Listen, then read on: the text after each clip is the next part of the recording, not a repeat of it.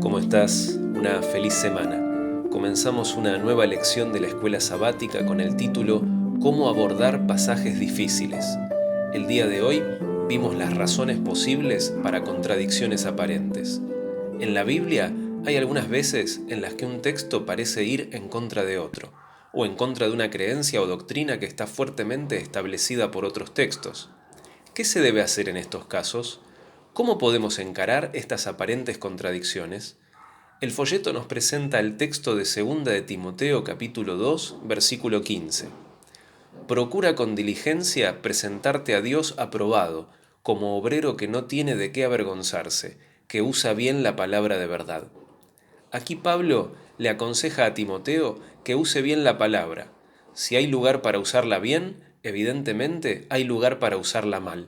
Por ejemplo, el apóstol Pedro nos dice en 2 de Pedro capítulo 3, versículo 16: Casi en todas sus epístolas, hablando en ellas de estas cosas, entre las cuales hay algunas difíciles de entender, las cuales los indoctos e inconstantes tuercen, como también las otras escrituras, para su propia perdición. Pedro afirma que hay quienes tuercen las escrituras para hacerlas decir lo que no dicen, y es muy probable que se valgan principalmente de los textos que parecen contradecir alguna enseñanza.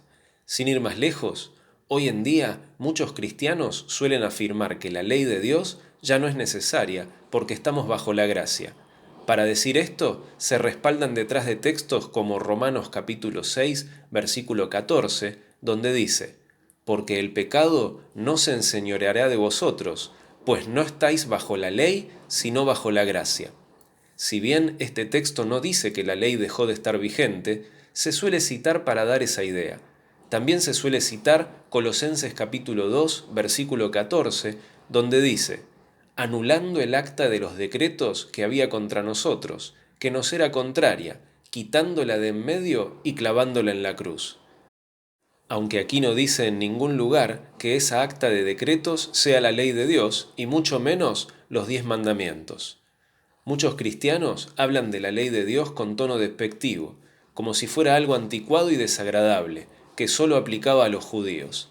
Pero en ese caso, ¿qué haremos con textos como Romanos capítulo 7, versículo 12? De manera que la ley a la verdad es santa, y el mandamiento santo, justo y bueno. Si la ley es santa y el mandamiento es santo, justo y bueno, no hay posibilidad de que sea una maldición que era necesaria clavar en la cruz. Cristo vino a pagar nuestra deuda con Dios por haber transgredido su ley, no vino a morir para que la ley deje de existir. Martín Lutero tenía una pasión por la doctrina de la justificación por la fe. Estaba tan enamorado de ella y opuesto a la salvación por las obras que cuando leía textos que aparentemente la contradecían, se enfurecía con ellos. Por ejemplo, Santiago capítulo 2, versículo 24. Vosotros veis, pues, que el hombre es justificado por las obras y no solamente por la fe. Es por esto que el reformador alemán había afirmado que Santiago no se trataba de una epístola escrita por un apóstol, sino que era una epístola de paja, que no debería estar a la altura de los otros libros de la Biblia. Ahora, ¿cómo le podríamos explicar a Martín la aparente contradicción? Es simple. La salvación es por la fe en Cristo Jesús, y no hay obra ninguna que pueda agregar o restar a esto. Pero si acepto ese regalo infinito de la salvación, entonces voy a obrar de acuerdo con mi fe, y todos podrán ver mi fe a través de las obras. Pablo y Santiago no se contradicen, sino que se ponen espalda con espalda para luchar contra los errores de los extremos. Por un lado, salvación por fe y de brazos cruzados, y por el otro, salvación por los méritos de las obras humanas. Espero tengas un excelente día.